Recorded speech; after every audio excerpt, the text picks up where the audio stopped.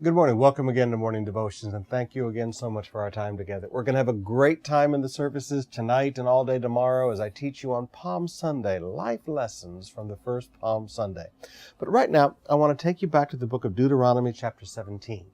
Sometimes we think that the people of Israel's desire to have a king was something that surprised God, and somehow God wasn't ready for all of this. But I want you to notice in our readings today in Deuteronomy, God was always ready for their desire to have a king. He begins in verse 14 and talks about all the things that the king must be, his qualifications and things he's not to do. But I want you to start reading with verse 18. When he takes the throne of his kingdom, he is to write for himself on a scroll a copy of this law taken from that of the priests who are the Levites. It is to be with him, and he is to read it all the days of his life, so that he may learn to revere the Lord his God and follow carefully all the words of this law and these decrees, and not consider himself better than his brothers, and turn from the law to the right or to the left. Then he and his descendants will reign a long time over his kingdom in Israel.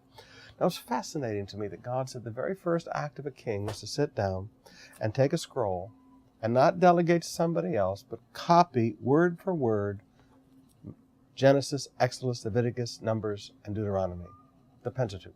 He was to sit down and make a copy for himself in his own handwriting, write it word for word. Secondly, he was to keep it with him at all times. Thirdly, he was to read it every day of his life.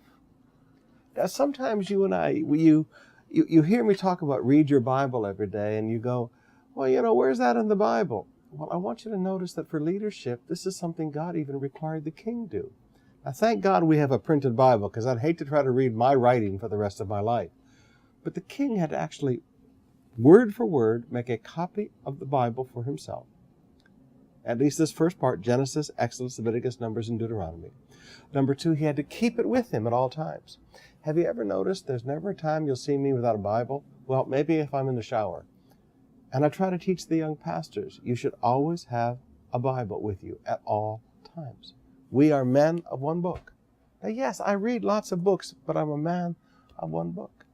As a leader, we should have the Bible with us at all times. We should study it every single day. We should read it all the days of our life. And there's three reasons for that. Number one, so that we will respect God. Number two, so that we'll be humble. And number three, so that we'll be obedient. Respect God, humility, and obedience. That is the fruit of a person who reads their Bible every day.